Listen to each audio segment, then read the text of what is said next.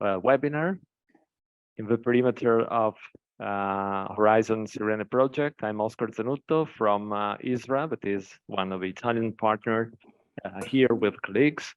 And I briefly introduce the aim of our journey, let's say, because today we are starting all together a journey that is about, let's say, the creation of our expert community and hub with a specific aim. Let me say that we are here because we have a social challenge, not only one, maybe challenges, more than one. And that's why SIRENE is working on social innovation tools and approaches. We have a common challenge. And let me tell you the story that is the why we are here. Just 1 year ago, for example, I was in an event here in Bologna, in Italy, with a lot of mayors of cities, and talking about age-friendly environments, urban transformation. They asked us, which is the starting point? So I think, and I want to bring this experience today, because I think that is still to be the main question, which is the starting point, and which could be the solutions and the answer that we are trying to build together. It means that thanks also to Matteo Zallio and all colleagues, and Matteo Zallio will share the core section of today, we will work on several, let's say, steps overcoming specific challenges. And today we are starting with, let's say, defining and setting the problem about the capacity building, that is how we can, let's say, mobilize energies, citizens, stakeholders around this. So the structure of today's webinar is that we will start with a presentation about SIRENE project, thanks to Carina Dantas of Shine to Europe, who is in charge of coordinating our consortia. Then we will have a brief, let's say, definition of a time frame about and what is SHAFE and the conceptual, let's say, pathway, and the core session with Matteo Zallio and all colleagues. We will work together also in breakout room, working on the age-friendly transformation concept and setting, let's say, the challenge about the capacity building. Finally, we will have a common debriefing, and thanks also to AFEdemy.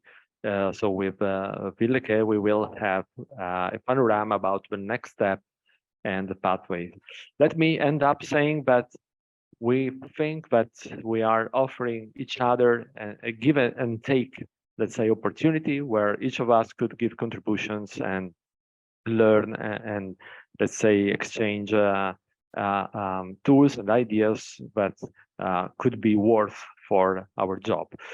So thank you very much. And now over to Carina, Shine to Europe, please. Over to you. Thank you. Thank you so much, Oscar, for the nice introduction and also for hosting everyone here today. I hope you can hear me well. I already asked in the chat if you are so kind to please keep the mics muted, but just for a question of etiquette. But if you want to speak, if you have any doubts, please, this is supposed to be a co-creation session, so we are open for questions if they come.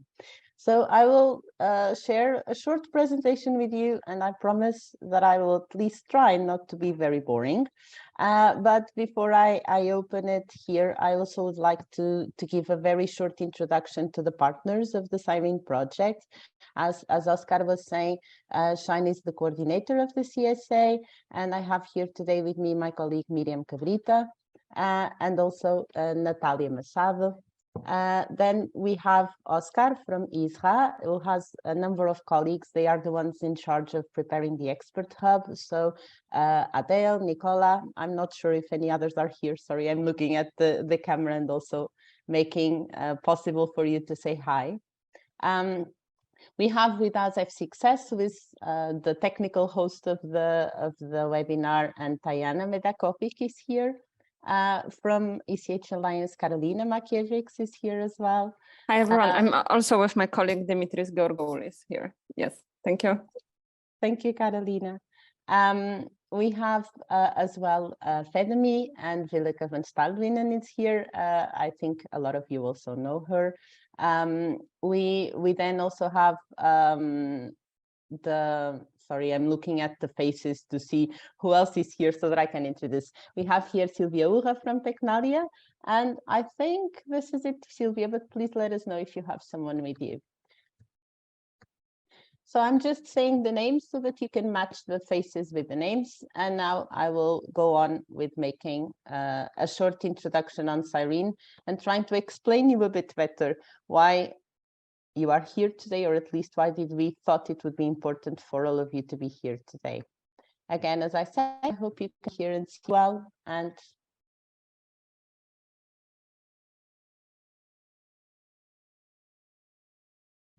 Oh, we cannot hear you. I think we lost Carina, or no, she's back. I think I'm back. You went somewhere. It was just black, but I hope you can see it well. It was when I was putting it in full screen that I was suddenly expelled, but you can now see it the well. full screen now, and we see you. Yeah, perfect. Let's hope it doesn't explode anymore. Okay, so I will also try to make this not very annoying in terms of presentation, but again, as I say, please tell us if you have any doubts. So a lot of you are known faces, a lot of you are not familiar faces, but you represent the same area of work in your own countries. And I am sure you understand that this ranges across Europe and not only for us at the consortium. The thing is that there are so many nice innovations across Europe. We all know them if we work on research or if we will work in business or even in social or healthcare. We see wonderful things coming every day. The problem is that very often they do not reach the citizens. They do not reach the communities at the pace we want them to. And we were all discussing this between our own networks, and in this case, in the case of AFEdemy and us, and also of ISRAA, AFEdemy and the others, we were discussing this on the chapeau of SHAFE, that we wanted more innovation to reach to people. And then last year we see this call from Horizon Europe saying that we should seek for active participation of social innovation actors in the innovation ecosystems. This was a kind of a broad call, but it had some very interesting points: that we should ensure access to entrepreneurial skills to these social innovation actors, that we should seek for alternative means of financing these social innovations, and that we should also try to scale them up and make them replicable. And of course, this connects completely with the full work that we have been developing for many years, and a lot of you, I'm sure, the same. And we tried to consider how we could then frame the social innovation into the work we do. And this also led us to know a bit more about the area. And we tried to understand what we needed to put this kind of concept into place. So according to the OECD, we need to have a good policy framework that enables social innovation. We need to support the different actors to co-build together to implement the social innovation solutions. And we need to ensure that socioeconomic issues are addressed. So of course, at the end, we can have wonderful ideas, but if we don't have a way to fund them, then of course we know that this wouldn't work. So based on this, we started thinking, what could we do? And I particularly like this image because it has a lot of keywords that I find completely to the point. So we had a lot of social problems. And in the case of SIRENE, we understand that we need to have more build housing solutions that are fit to the needs of people. And then we started discussing these social problems. And based on this, we see that there are a lot of different actors that don't really talk together. For example, we have the business side, especially the financial side of business, very far away from the social problems very often, and we need to change the mindset around this. Of course, that this wouldn't work if we don't empower people, in this case citizens, and have them also contributing to the discussion.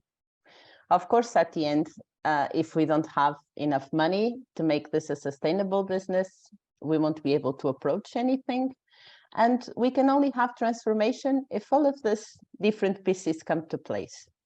So, as I was saying, we discussed this for a while, and we tried to make this work together with the full concept of SHAFE, Smart, Healthy, Age-Friendly Environments, where a lot of us were already working together for some years. So we understand that we can only have progress, we can only have social well-being if we put some different parts together.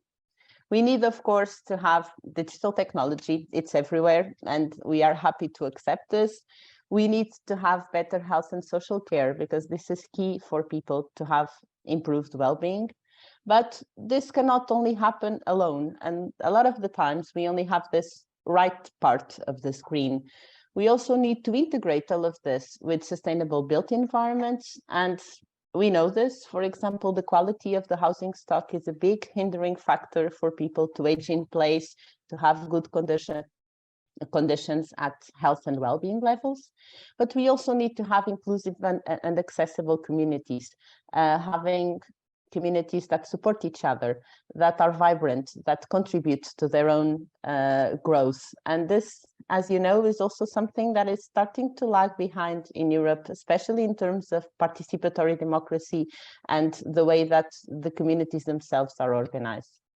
So our idea from the beginning is that if all of these sectors work together, then we can do something. And this led to SIRENE. SIRENE is this 2-year project that was funded under the Horizon Europe call that I showed you before. It started in November last year, so we are still a baby, but we hope to have a lot done until October 23. And in this call, we tried to target something specific, which is we want to have sustainable community-based services that are eco-friendly and inclusive for all. So this especially goes to the environments, that is, for example, to have housing solutions that will allow people to stay in their own houses, to be well taken care of, and that are a bit broader in terms of scope than what we have so far. They can be, for example, supported by digital solutions in terms of smart housing. They should be eco-friendly, and they should be inclusive for all people at different ages. So not only for older people, for example, not only for people our age, a lot of our age is in the webinar, but to accompany us throughout our life course, and having also available solutions for the different phases of our life. So for this, we proposed 3 main objectives. One is to promote the social innovation solutions to be more available to the transformation of our communities. And to do this, we understand that we need some kind of model for people to use. Social innovation, as we were saying, is still a bit far away from a lot of the sectors in our research and innovation projects, and we need to bring it closer. So for this, our idea is to have this social innovation model and ecosystem, and having people discussing together what can be done. Then, of course, we need to do this, to have a strong network. A lot of us already have a lot of networks. We already work together in different things, but at the end, we usually work on a higher level. So what we expect on SIRENE is to really identify specific issues, specific enablers or hindering factors, and discuss them all together in a broad group like today. We are almost 40 people, and try to identify what needs to be done in a pragmatic way. And then, of course, we need to have this sustainable for the future. So we'll need to have some strategy that after the project ends will still allow us to exploit what we find and to have different countries and different ecosystems who are implementing this in place. So as you can see also from the KPIs area, we have a lot of different objectives with ambitious targets. We hope that we will be able to reach them with all of you, of course, and that this also makes sense for you and that you think that we need indeed to work together to achieve this. I already very briefly presented the partners, and they have a nice and wide range across Europe. And I will just make a very short presentation of what we intend to deliver at the end. So we need to have this social innovation framework, and for this we will include 5 main features there.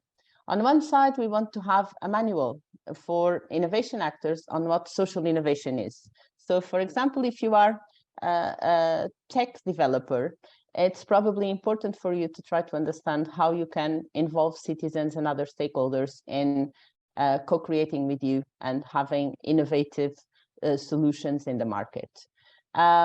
This can be, for example, one of the area targeted in this manual. Then we also will develop a capacity building framework for the social entrepreneurs, exactly because this is an area where a lot of small social entrepreneurs still need some support to be able to reach the innovation ecosystems. We'll have a toolkit for networking, a sustainability strategy for implementing SHAFE in place, and to inspire all of you and all of us, a blueprint of good practices on social innovation that we can leverage on. And to do this, as we said, we hope to have you together with us until November 23. We hope not to be very annoying, but still to be able to put together this co-creation network where we expect to hear from all of you. How can we put the social innovation framework in place, and what are the real needs from the different countries that are here? And at the end, to have this exploitation plan where we can pick up on all of this and try to make it useful for the others and for ourselves. To do this, the project ranges around 5 work packages, and specifically in terms of the Expert Hub, we hope to have at least 27 representatives of the EU countries plus 2 additional international experts. I think we will go a bit over this, and we do expect as well to have more representatives from other countries outside of the EU, because we are a big Europe and we can also learn a lot from colleagues from other continents. We will have this kind of close interaction without asking for too much of your time. We hope to have specific questions for you, and sometimes where we'll ask for your inputs. This will be further presented by Willeke very soon. And then we also hope to give something back to you. On one side, of course, knowledge and information, same as us. But as you know, and we have asked you, we think that the role of the experts in SIRENE is really very important. So we want to showcase you in our website, put there your photos and bios, and provide information so that other people that see you can also connect with you and leverage further on the knowledge that you have. We also hope at the end that you just don't come here just to talk on your personal behalf, but also on behalf of your region or country, your ecosystem, whatever we want to call them. Because at the end, the idea is also to understand what is happening in your own countries and regions, and try to see how we can either support each other to make it better, or take away your examples, nice examples, and implement them further in other places. And we will also have a lot of services for you and your networks and ecosystems. We'll develop science cafes on social innovation, videos, information packages, training webinars. We are also connected with Net4H Friendly, which is a cost action where we have different types of grants and activities, such as virtual mobilities or training schools. And all of this shall be put together, and you will receive information on this to try to understand if you want to benefit from it, or if you want to propose some of these to the members of your ecosystem. And at the end, what we want to achieve, of course, more knowledge, but mostly, I would say, some societal impact and some economic impact. That is, that we can really, at the end of this, look back and say that we were able to advance on bringing more solutions to the market, on having more people discussing, leveraging, and upscaling their own social innovation possibilities, and have smarter, healthier, eco-friendly, and inclusive environments everywhere. I hope it wasn't too confusing. I'm happy to answer to any questions that you may have, and otherwise to pass the floor to Willeke to continue with the presentation of the Expert Hub. Thank you. Thank you very much, Carina, for presenting what is SIRENE about. And now over to Willeke, please.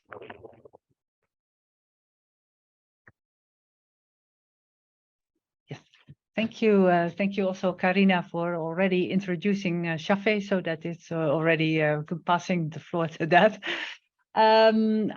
You see my screen?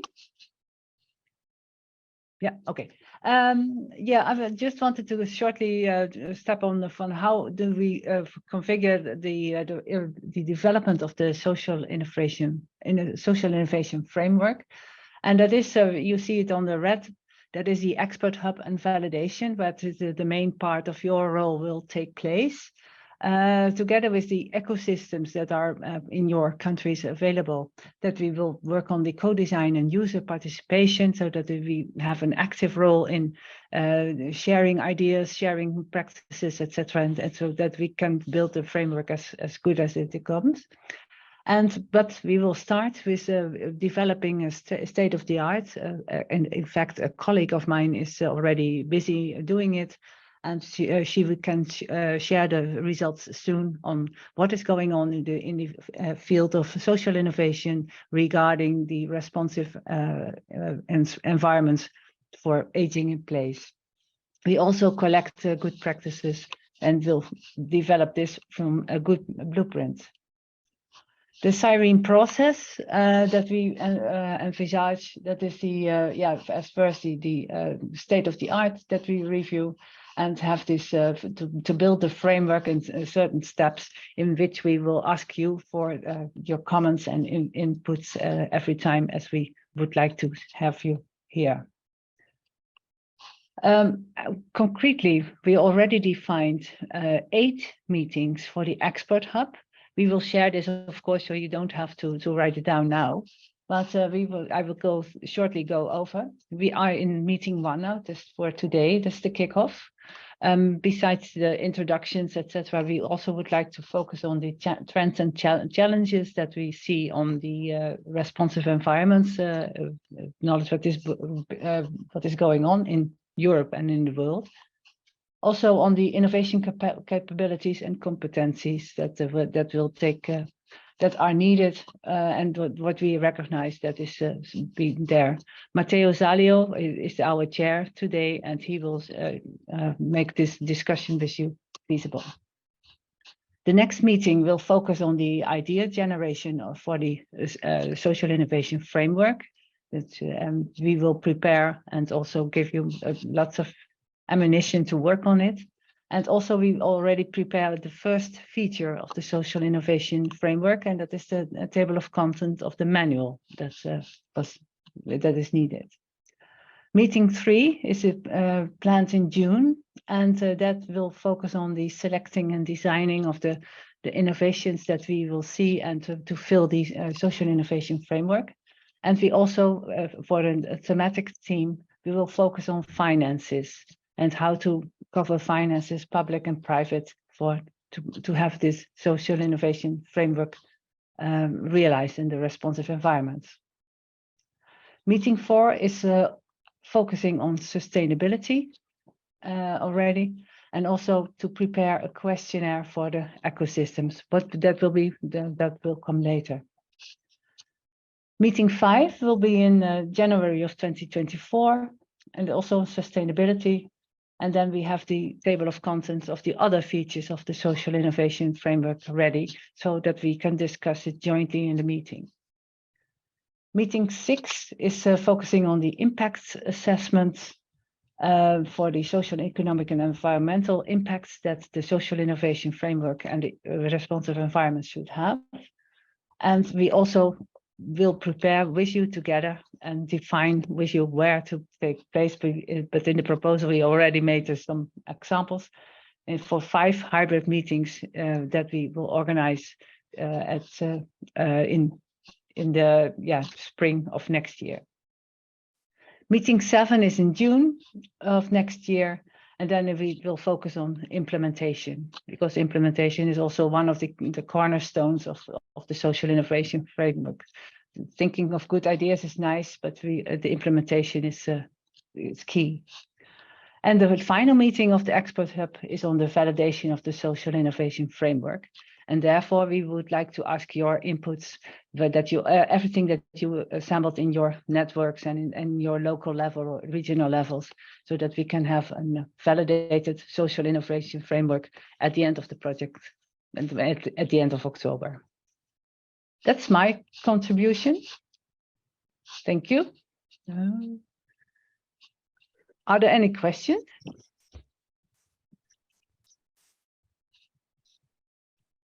Maybe we put everyone to sleep. Let's hope not. Oh, no. No, I'm sure for not.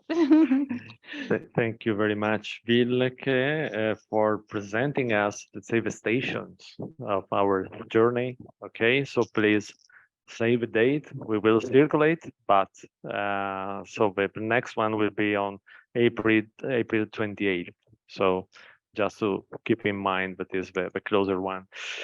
And now, after having, let's say, known which is the framework of SIRENE and the concepts around SHAFE, now is the time to dig a bit more what is age-friendly environments about, in particular responsive age-friendly environments, and then we will have a co-creation moment. So now is the time to introduce Matteo Zallio. So please, Matteo, if you want to introduce yourself and take over. Thank you. Thank you, Oscar. Thank you, everybody, for joining today. It's really an honor to be here in Treviso, but it's more an honor to be here in this call and to share some learnings from my hand, but most importantly, to work together with you to build ideas and to make sure that we're going to use these ideas and make a positive impact for the community.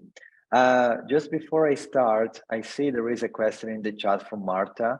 And if Oscar or the other members of the committee want to answer that, then we can start with the activity. I'm replying in writing now, Matteo, if it works. Yeah. Great. All right. Thanks, Carina. So let me share my screen. Let's try not to put asleep anybody here. So just give me feedback if you can see my screen, which is a nice light blue. We see. Yes. Yeah. Great. Perfect. All right. So age-friendly environments. Well, you are all familiar with the topic. However, I wanted to give you some evidences of why we don't have enough age-friendly environments out there in the world. So, you know, age-friendly environments are about a lot of things, right? It's about physical environments, so how we build cities, buildings, apartments, schools, retirement villages, and much, much more that are designed according to not what designers want, but what the user needs are. It's about the social environment, so it's about how we make sure that the environment itself, in terms of the connections, the behavior, and how people dynamics work, is designed in a way that people, the multi-generational societies can live together. And then, of course, it's about this sort of welfare services that we provide. And I think the focus of the SIRENE project is really looking at these 3 major areas and trying to practically put in place strategies to overcome the challenges that we know pretty well, I would say. So let me tell you a little bit more. So I was looking out in the literature, gray literature, in papers. I mean, as you probably might know, or if you don't know, my background is strongly rooted in academia. I've been working in academia for more than 12 years, I think, in the area of smart environments, assistive technologies, and in the last couple of years, I've been working more closely with tech companies. And so to just have a better idea of what an age-friendly environment is and what it does, what it provides for us, for the community, I'm just gonna read these couple of words here. So we have to remember that age-friendly environments foster health and well-being, and most importantly, the participation of people as they age. So we are actually participating here to understand how we can really build those age-friendly environments. And I would stress out 4 keywords here. They should be inclusive, accessible, equitable, safe, and secure. And then I would stress out one further word here, the word inclusive. Because in the end, if we think about inclusion as an umbrella term that brings together accessibility, safety, security, that can enhance health and well-being, well, then we reach our goal, right? So we can really build these age-friendly environments that are really impacting the life of human beings. So I've been working on inclusive designs since my PhD, so about, as I said, 12 years. And I think the work we do at the University of Cambridge at the Inclusive Design Group can be really brought here to the table, and we can really share what we have done in the area. So we should start by knowing that designing inclusively starts from what the understanding is of what we experience. So our experience, let's say how we move into town, how we take a flight, how we work at home, how we work at the office, and much more, is exactly what makes designers and researchers knowledgeable of how they're going to design, how they're going to develop that environment, that place, that behavior, that technology. Because in the end, what we design in terms of environments and products is going to influence the behavior of everybody. So we are designing the behavior of people as well, right? And so as we are trying to frame these workshops through a lens of looking at the problem, unfolding the problem, and then moving into the solution space, we're really following what the double diamond from the Design Council shared a couple of years ago. So over the left, we have a diamond, which is representing the phases of the problem identification. So we discover and define the problem, and then towards the right, we move over the prototyping phase. So how we can build the solution. And basically, that's what we're trying to do today. So just, to make sure that we are on the same page, I wanted just to give you a definition of inclusive design. So we also understand how we're moving from the left side, the problem space, to the right side, the solution space and the design space. So inclusive design is about making informed design decisions by better understanding the diversity of culture, of language, gender, age, so the diversity of people, which helps to include then as many people as possible. And I'll give you some examples before we start our activity today. One example is this. Imagine that you are at a restaurant.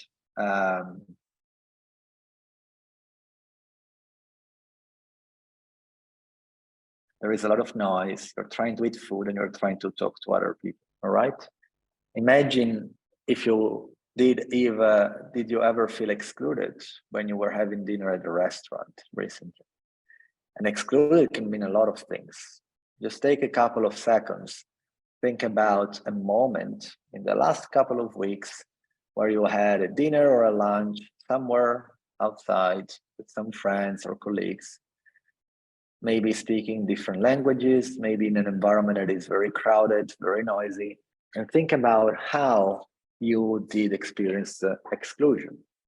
You couldn't understand what they say, you couldn't follow the conversation, there was too much distraction, you couldn't really feel and taste the food because you were more into the conversation, or just simply it was so dark that you couldn't even see the food over your table.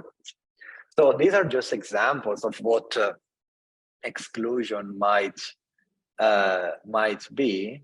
And so I'm just trying to get rid of this, so we are going to be. You can see clearly my screen.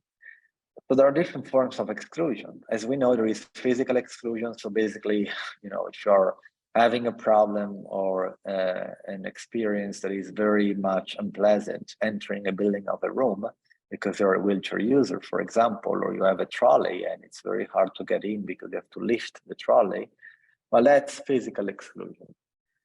We also have sensory exclusion. So basically, you know, if you have visual impairments, hearing impairments, and much, much more, you can really experience what is called sensory exclusion. But there is even more. So cognitive exclusion is hidden, and a lot of people experience that. The example of the restaurants, overcrowded, lots of noise, really brings a great example where I would say a lot of people can feel that pain. So before we tackle how we build, how we design age-friendly environments, I wanted to give you a very brief understanding of where we started from. So in the 60s, back at the time, in the United States, they developed the first standard to make buildings accessible for wheelchair users. We then went through the transgenerational design approach in the 80s, universal design in early 90s, inclusive design as well in the early 90s, and then the design for all in 2004. So these are really design approaches that have been integrated into the design stream, of course, of engineers, architects, designers, and many more professions. But basically, these were ways for letting professionals know how they should design and develop places that are really inclusive and therefore truly age-friendly proof. Now, there is something more to that, which is the quantity of standards that we currently have across, for example, America and Europe is massive. As you can see, the bigger the dot is, the more standards we have. So we have no excuse to not build age-friendly environments that are inclusive, because we know already a lot. There is a lot of knowledge, at least in those areas where I did the analysis. So EMEA, Europe, Middle East, and Africa, and North America. So we came to a conclusion that inclusive spaces and technologies should be a universal human right. So essentially, age-friendly environments have to be everywhere, from Japan through Europe, Africa, Asia, America, and back to Japan. So all across the world. And here I will tell you two numbers before we get to the meaty stuff, to the really core of our work.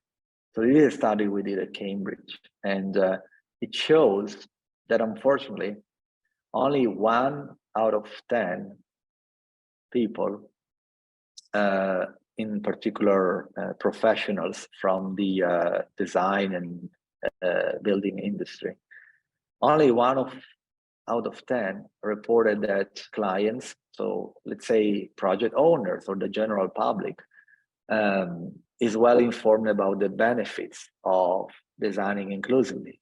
So basically 1 out of 10 knows that if you make an age-friendly environment that is exclusive, can provide pretty good benefits. And this number is quite low, right? I mean, 1 out of 10, it's not really a lot. But also we discovered that more than 7 out of 10 respondents reported that clients and building owners fail to perceive the value of building these age-friendly environments, so making them inclusive. 7 out of 10, instead, it's a big number, right? So we found that there was a very strong correlation between the fact that people don't know about the value of building age-friendly environments that are inclusive. So basically, the awareness of designing inclusively is very low. It's very strongly correlated with the lack of perceived value. So in short, if I don't know that we can do something, I don't perceive the value of doing that, right?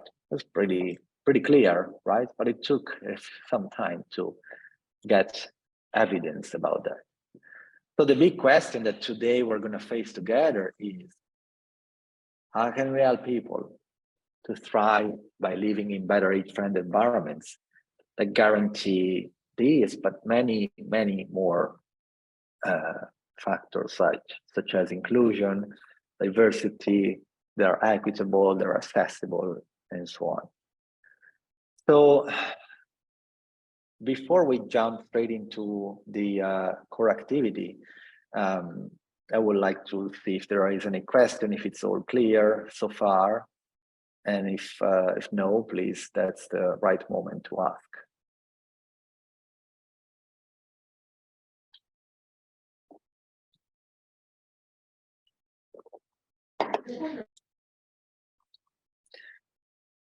Anything from the chat or anything from the live participants they want to speak out loud?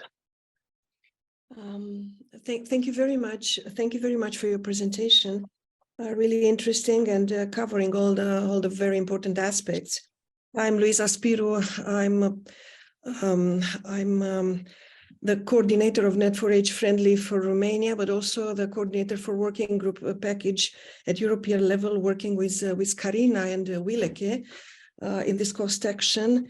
And I'm a professor of geriatrics, old age psychiatry, but longevity as well.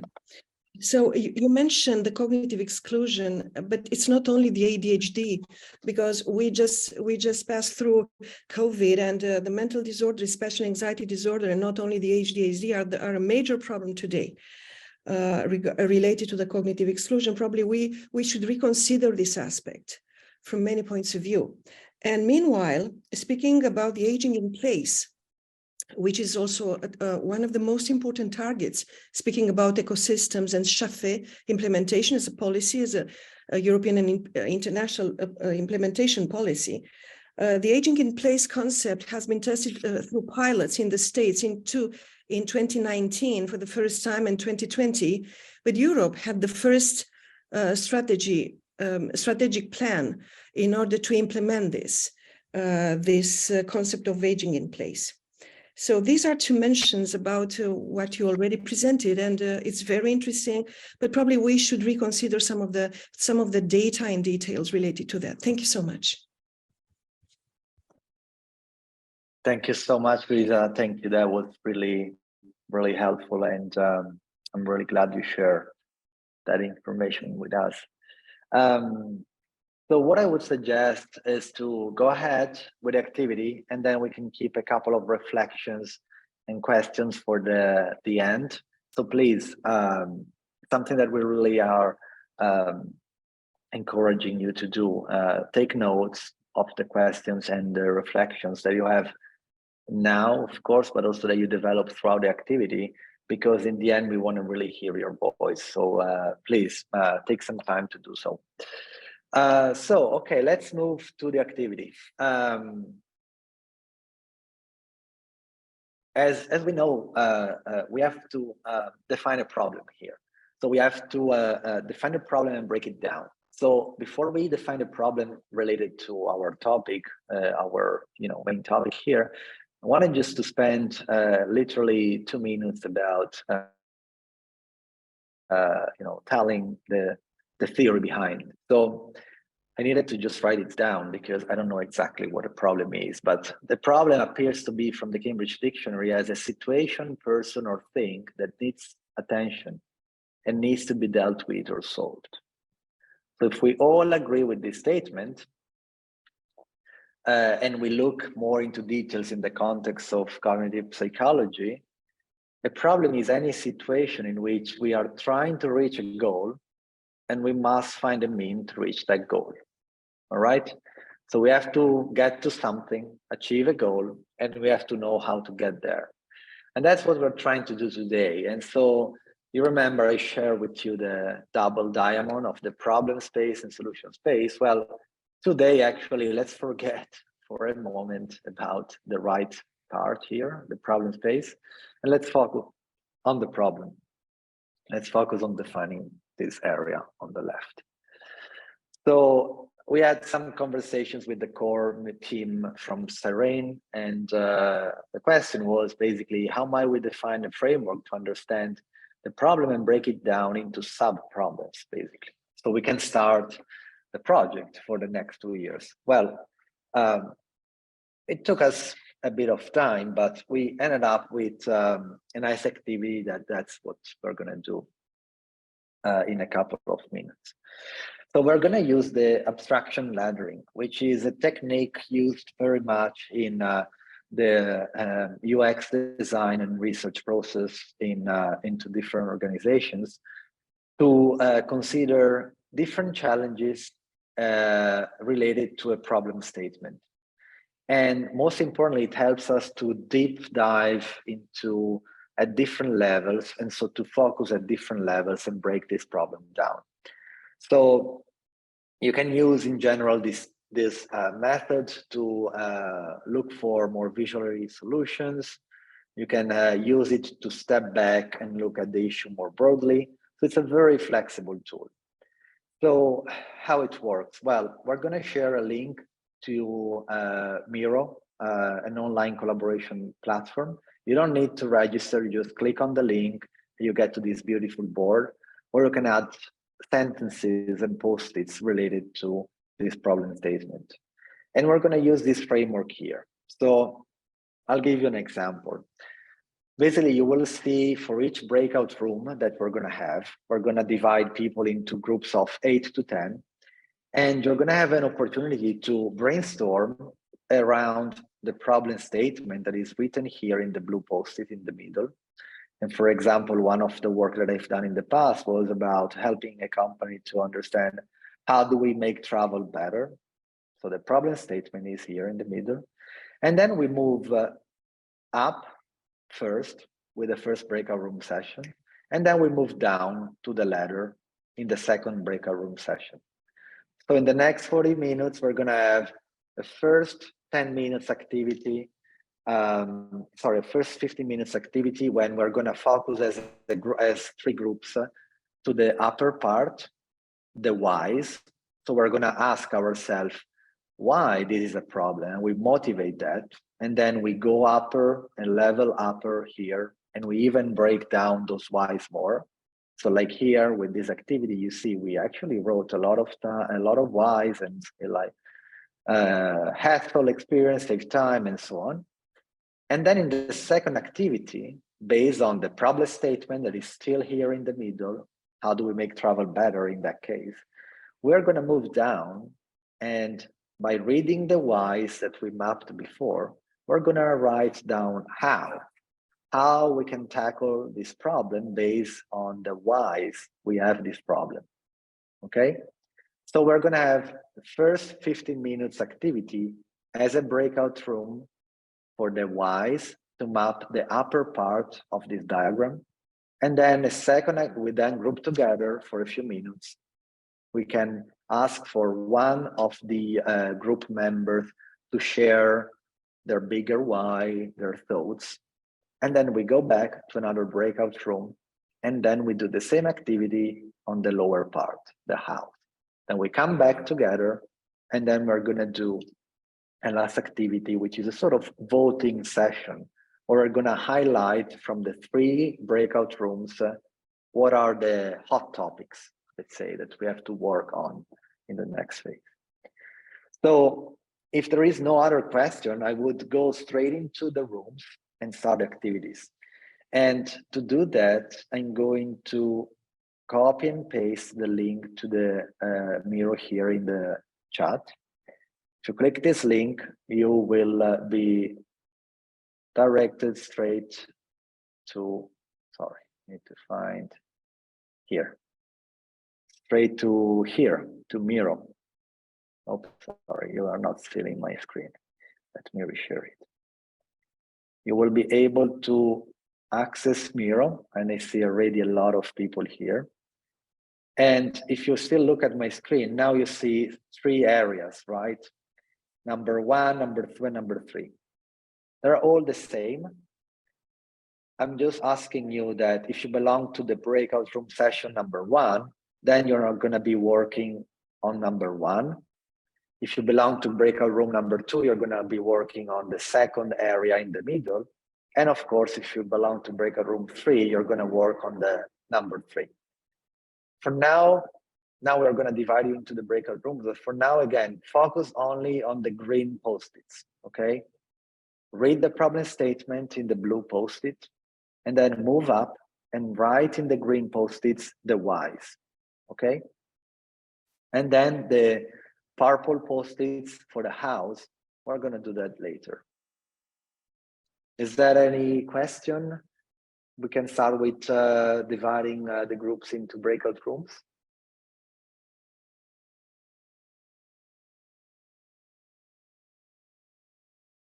Okay, so welcome back to the main room. I think it was an interesting activity, a lot of work. Thank you for your time and effort. So what we would like to do now is to spend literally 5 minutes and basically take a bit less than 2 minutes per breakout room, where somebody, one from breakout room 1, 2, and 3, is going to share with us just the highlights and a couple of thoughts about the process and the whys that you mapped out. So I would just go with order. So I would like, if there is anybody from room number 1 who wants to share any thoughts, that's your moment. Hi, this is Marta Fernandez from RMIT Europe, which is the Sustainability-Oriented Innovation Hub of Australian University, RMIT, and I'm quite sure we've done the right thing, but we've had lots of friends contributing to the group 1 post-it notes, and we've summarized our why in the 4 post-it notes above. So one of the reasons we've put down is to drive towards an improvement and a better facilitation of quality of life. Another one is to be able to empower citizens and bring up their needs. Bring up their needs and wishes. The other reason why we've put is to ensure that all the solutions that are developed are considering aging as a lifelong process. And the last one to highlight is that, then we address that knowledge gap that exists in the industry that you referred to before, and we raise awareness among practitioners of the needs for age-inclusive environments. That is great, Marta. Thanks a lot for sharing. Group number 2, breakout room number 2. Anybody?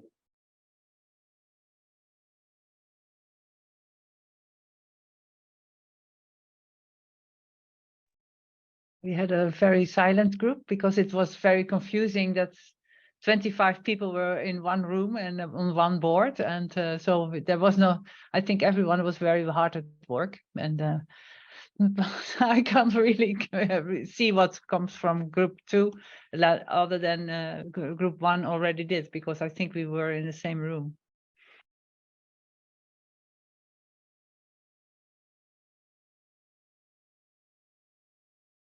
Matteo, you are muted.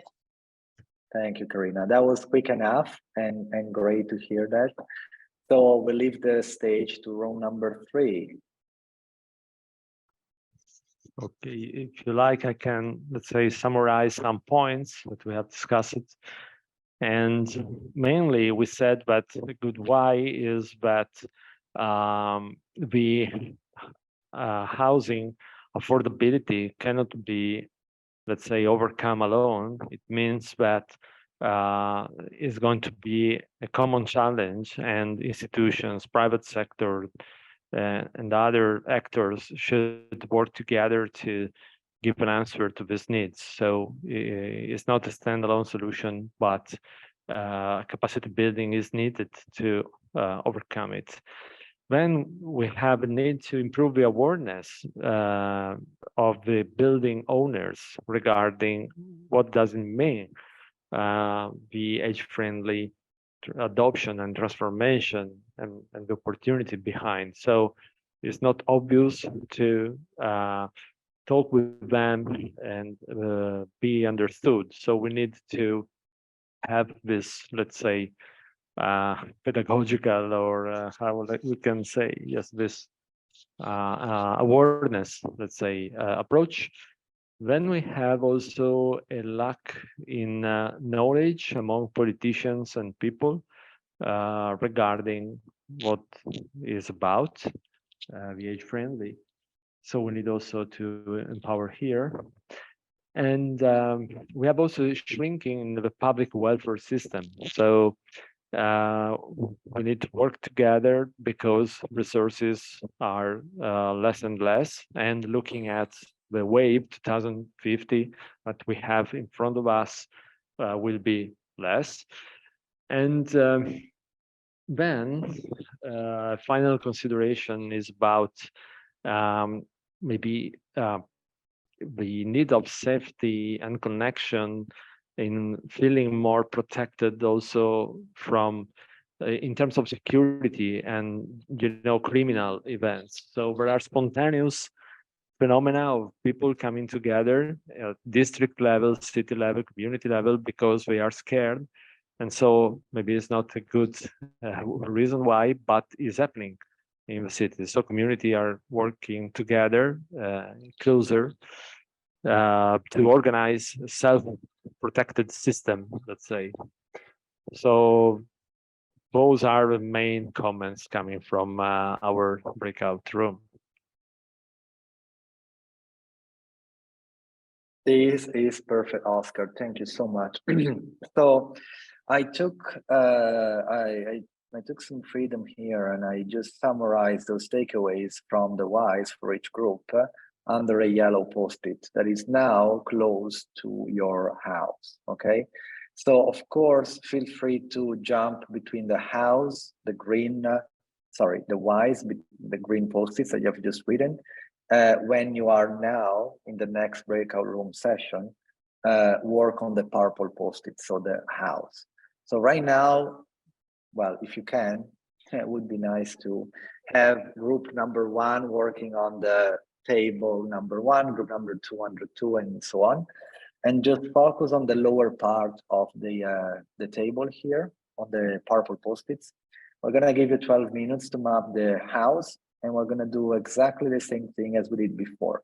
But now look at your why we do that and try to identify how we do that, how we build that, how we develop that, okay? So Nicola, you can start creating the breakout rooms, and I'll see you there. And in about 12 minutes, we'll be back. Right. Hello, everybody, welcome back. We'll wait a few minutes for everybody to join back the main room. Seems we're all here already. Very quick. All right, so great. What we would do now, it's basically the same as before. The elected representative of breakout room 1, 2, and 3 will share some thoughts, highlights, and then if you have as well any feedback about its work so far, please share it. And then after that, so in about 5 minutes, we're going to start a sort of voting session, and I'll tell you more about that. So we'll be back into Miro for a minute or 2 for the voting, and then we can wrap everything up and then move to the end of the workshop. So I will leave the stage for anybody from breakout room 1 to share your summary of the house. Okay, so we've summarized the different perspectives on how into 4 main areas.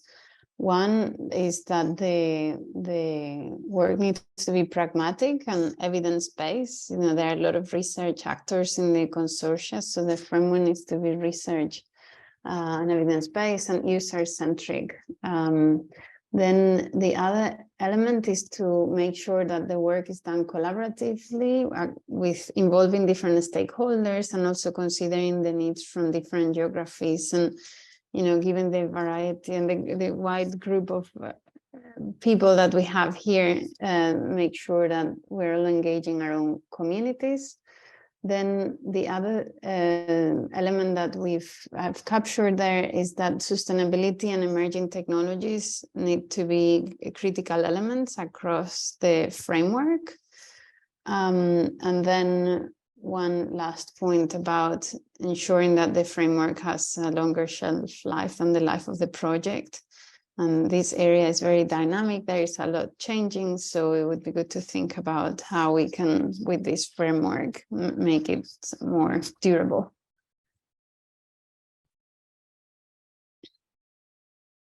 This is great, Marta. Thank you so much for summarizing so thoroughly every feedback, every piece of feedback you got from breakout room 1. Okay, number 2, room number 2.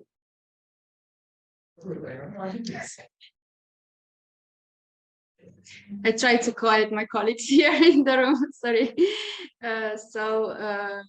We summarized the house down below, but also I think some of the house above are also important to take into account, even if they are more general. So we thought about, especially from the beginning, to have these citizens empowerment actions. This means involving the community, making feedback accessible throughout the whole parts of the space of the community and ensuring that their voices are heard so that we increase confidence in this way.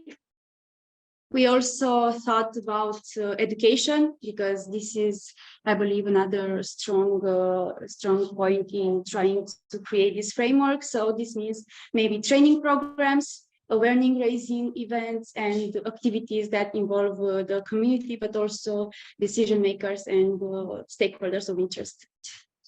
Also, as break number 1 mentioned as well, we thought about tested solutions. So we have these pilot tested study cases that are then replicated in smaller communities by example. And we also mentioned guidelines and standards, because we had a discussion on what are some of the guidelines that some of us know and know about, and maybe sharing those and maybe try to implement them. That's great, Andrea. Thank you so much. And then group number 3. Okay, so this time I take over. So we had firstly the affordability, and we see the need that banks are investing in the direction of healthy living environments, or so that the private sector is going in the direction to invest here. We had one big point, it's the awareness.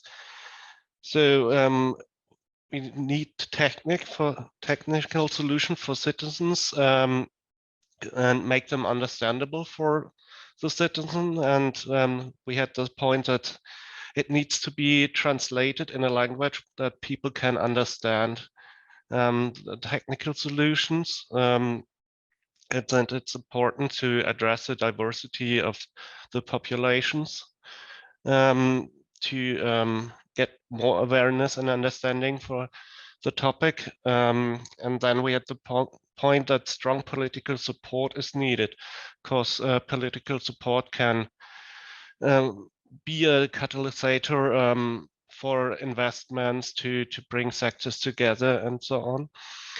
And we think that the different politic fields need to communicate and to address problems we have. So we are in this living environment. We have so much political fields that are attached, and yeah, I would say the public administration should communicate as well, and that we need to have a multi-level approach, because it's not just regional. So we have different levels that work together. And then our last point was shrinking public welfare systems, and we thought about that. The state should support the population to trust in institutions where you can make your private savings, that you have trustful products from banks and so on. And yeah, but this is a very difficult point, because we will have the shrinking, and the one who has money can save money, but for the population parts with low economic status, it's quite difficult, and that they can later on not invest in their living environment. So I hope this was all from my group. This is absolutely very a great job from group number 1, as well as number 2, and as well as number 3. So a lot of feedback, and that's why now we should spend literally 2 minutes going back to the mural. If you don't have the link, I'll share it with you again in the chat. If you perhaps closed it, so go back to mural, and together you can find the link in the chat here. And together, let's spend literally 2 minutes by doing this activity. So if you go back to your area, so the people from breakout room are going to the layout to the board number 1, breakout room 2 to the board number 2, and breakout room 3 to the board number 3. On the right side of that board, and let me share my screen so maybe you see as well what I'm talking about. So let's say I'm part of group number 1. Here on the right side, there are some red dots, okay? So everybody has 2 dots. So you're gonna take 1 dot like this, and move it to the Y that you think has a high priority. Let's say, I think that to have a good neighbor is really important, has super high priority. Then you'll take the second post-it and you will move it to the how that has a high priority. And I think that connected to that, maybe I think that, you know, having sustainable solutions is really important to make that why happen, to resolve it. So group number 1, focus on that. Group number 2 on your area, and group number 3 as well. Of course, I know that some of the people that worked on number 2 actually wrote on number 1. So refer to the area that you worked for the session you worked on, right? So we'll give you literally 2 minutes to do that. It's gonna probably take less, but just to make sure that everybody can do it. I'll give you 2 minutes. Go ahead, take 1 red dot for the why and 1 red dot for the how, and place it close by. All right, so you have done a great job with the dots here. Normally it's a mess, normally it's very confusing, but here it's great. So we are basically at the end of this session, and just briefly, I'm gonna comment. It seems that for group number 1, all right, let me just pull this back. Perfect. Group number 1, we have foster participation in the society, empower citizens and involve stakeholders in the community, empowering citizens to bring up their needs, seem to have higher votes. And the hows, there are quite a few on person-centered solutions, which does make sense. Number two, we have a winner. It seems so. We have 3 dots for real solutions to real problems. Well, why not? And community involvement feedback accessible. We see citizens empowerment, financially feasible solutions as well. And I think here we got an oval rather than a dot. That means probably 1.5 points. And then number 3, okay, number 3, we got awareness building. And I think that's the top one. The second, there is a lack of knowledge among politicians and people. And then, here we have got set up a local steering or working group. That seems to have a higher evaluation, and diversity within population, it's another one. So this is, I would say, really great. I mean, you have seen how much we did in less than an hour. Now, I'm conscious of time, and so I'm going to share the last slide just to summarize what we've done today. So we try to brainstorm and create ideas in teams, which is really powerful. I'm glad that no matter the technical challenges we had, it was really great. I mean, look at how many whys and hows we mapped out. We brought to this table a lot of ideas, and we brainstormed as well new concepts. And think about this, it's only the first of the 7 or 8 workshops. So imagine at the end how many information we're going to have. We worked visually. So, I mean, I don't think it was too stressful, right? Of course, it was like being in a I think somebody wrote about being in a fish bowl or something like that, with lots of fishes flowing around. Yeah, I know, but it's also the beauty of doing that online.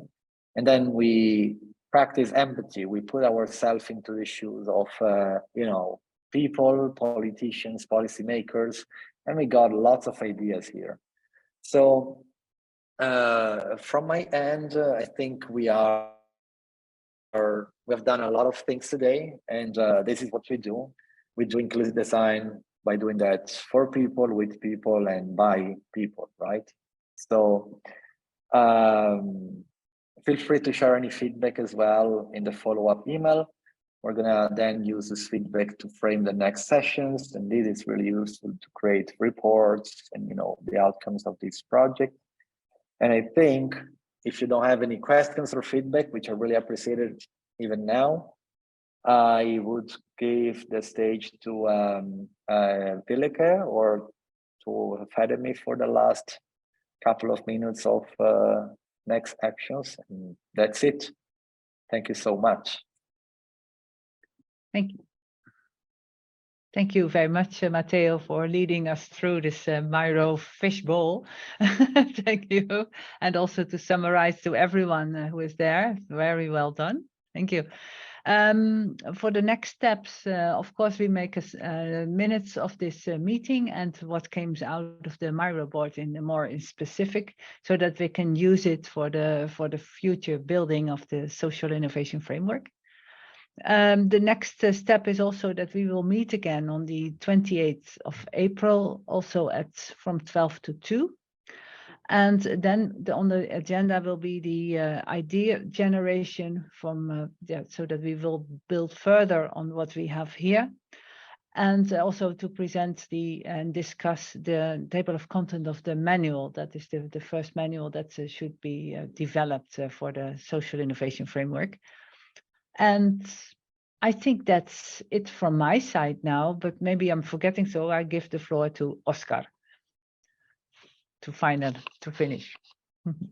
Thank you very much, Willeke, and thanks to Matteo for coordinating us and leading in both sessions.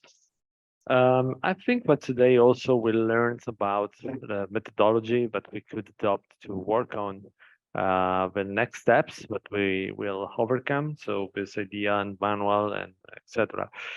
And maybe it's important also to say that we are working on, let's say, a little bit of engagement and some requests or homework. So let's say today we did a lot, but let's keep connected. So in between the stations of our journey, we could keep in touch and improve the idea and the inspirations that we built together today.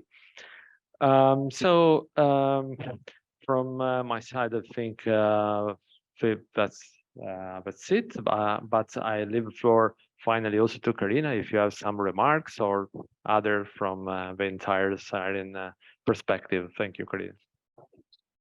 Well, I think nothing to add because everyone is already for sure somehow exhausted. I really appreciate the contributions and the willingness to be for 2 hours here with you, and we hope you also enjoyed.